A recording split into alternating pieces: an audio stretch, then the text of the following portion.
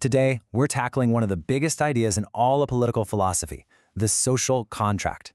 You can think of it as this invisible agreement, kind of the operating system for society. So let's get into what that actually means. It all really kicks off with a pretty fundamental question, one that philosophers have been chewing on for ages. Why should we obey the state? I mean, really, why follow laws we didn't personally create, especially when they tell us we can't do something we want to do? And this is where it gets really tricky. How do you justify the government's power when all of us have completely different ideas about what's right, what's wrong, what's fair? Getting everyone to agree on a single moral truth seems, well, pretty much impossible.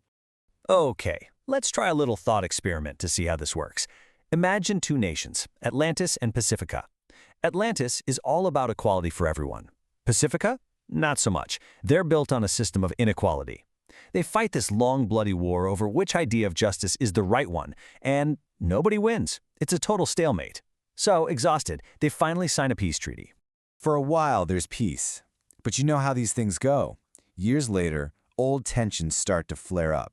Both sides go right back to their old arguments, calling each other evil or unjust. They're debating morality again, and you can just feel another war about to break out. But here's the game changer, that treaty they signed. Suddenly, the smart people on both sides can completely change the conversation. Instead of getting bogged down in that unwinnable fight over who is morally superior, they can point to the treaty and ask a much simpler question. What did we agree to? The whole focus shifts, right? From some abstract idea of justice to a very real question of commitment.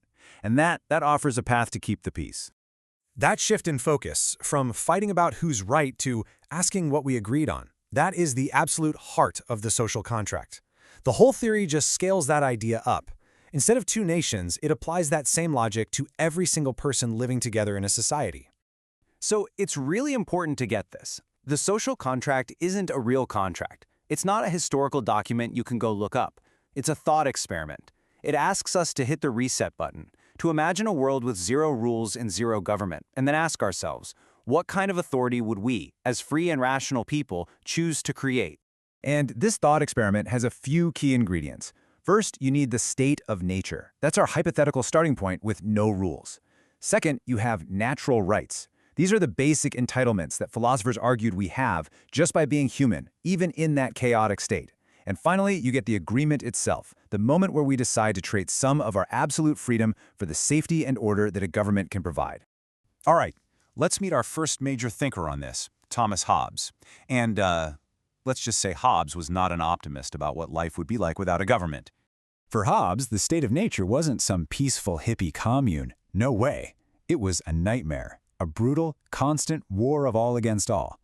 He didn't think this was because people are naturally evil, but because without rules, the mix of competition for resources, our own pride, and just general suspicion of each other would inevitably lead to violent conflict. And this quote just cuts right to the bone, doesn't it? This is how Hobbes saw it. Life without a state is defined by continual fear and danger of violent death. That constant terror, for Hobbes, is the one and only thing that would motivate us to create a government in the first place. So the logic for Hobbes is actually pretty straightforward. The state of nature is horrific, so the only rational move is to get out. To do that, everyone has to agree to give up their personal right to do whatever it takes to protect themselves.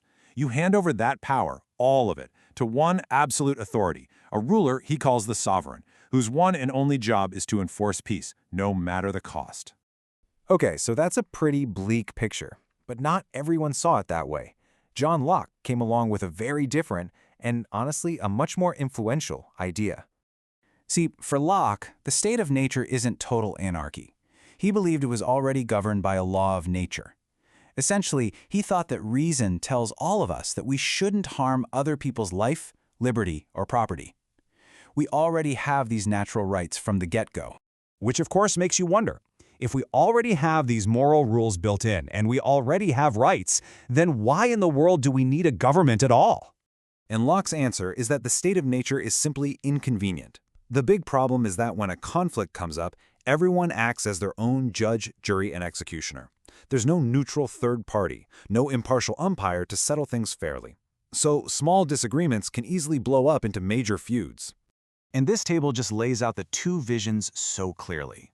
For Hobbes, the state of nature is a terrifying war, so we give up pretty much all our rights to an all-powerful sovereign just to feel safe.